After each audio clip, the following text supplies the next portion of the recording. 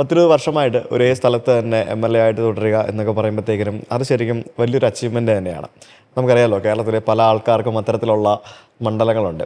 K Mani ഉണ്ടായിരുന്ന സമയത്ത് പാല അദ്ദേഹത്തിൻ്റെ സ്വന്തം മണ്ഡലമായിരുന്നു. പിന്നെ ഗണേഷ് കുമാർ അങ്ങനെ സ്ഥിരമായിട്ട് പത്തനാപുരത്ത് ജയിക്കുന്നു. അങ്ങനെ ഓരോ ആളുകൾക്ക് പുതുപ്പള്ളി ഉമ്മൻചാണ്ടി, ഇപ്പോൾ ചാണ്ടി മാള, അങ്ങനെ ഓരോ ആളുകൾക്ക് നമുക്കറിയാം അവരുടെ പേരിലാണ് ആ മണ്ഡലം പോലും സത്യം പറഞ്ഞാൽ അറിയപ്പെടുന്നത്.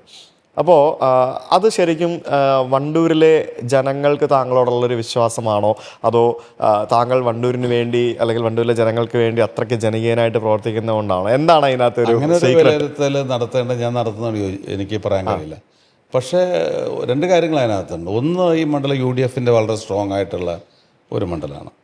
പിന്നെ ജനങ്ങളുമായിട്ട് ബന്ധപ്പെട്ട് പ്രവർത്തിക്കുമ്പോൾ ഒരു വലിയ രീതിയിൽ അവർക്ക് എന്നോട് വ്യത്യസ്ത അഭിപ്രായം ഇല്ല എന്നാണ് എനിക്ക് തോന്നുന്നത്. അതുകൊണ്ടാണല്ലോ നിൽക്കുന്നത്. പിന്നെ ആ ഒരു ചോദ്യത്തിന് ഞാൻ ഉത്തരം പറയുന്ന തരത്തിൽ എന്തുകൊണ്ട് ഞാനിവിടെ ജനങ്ങൾക്കിടയിൽ വീണ്ടും തുടരുന്നു എന്ന് ചോദിച്ചു കഴിഞ്ഞാൽ എനിക്കതിന് ഉത്തരമില്ല. എൻ്റെ അടുത്ത് ഞാൻ ഇപ്പോൾ തെരഞ്ഞെടുപ്പ് പ്രചാരണ രംഗത്ത് എൻ്റെ പര്യടനം ഇന്ന് തുടങ്ങുകയാണ്. ആദ്യത്തെ പര്യടനമാണ്, 6ാമത്തെ ഇലക്ഷൻ.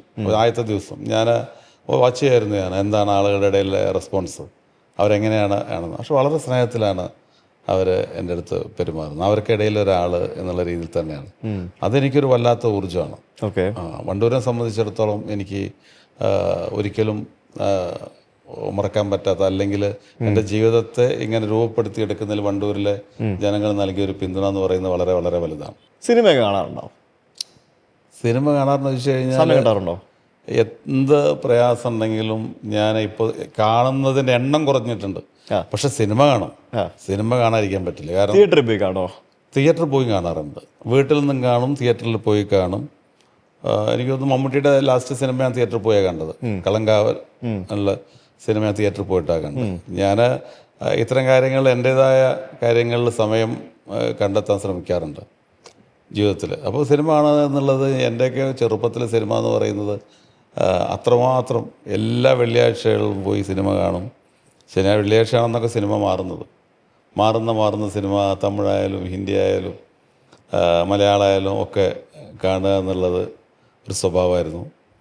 പിന്നെ സിനിമയുടെ മലയാള സിനിമയിൽ വന്ന മാറ്റം എന്ന് പറയുന്ന അടൂർ ഗോപാലകൃഷ്ണനും അതുപോലെ തന്നെ അരവിന്ദനും അങ്ങനെ തുടങ്ങിയ മലയാള സിനിമ ഒരു പുതിയ തലങ്ങളിലേക്ക് പോയി.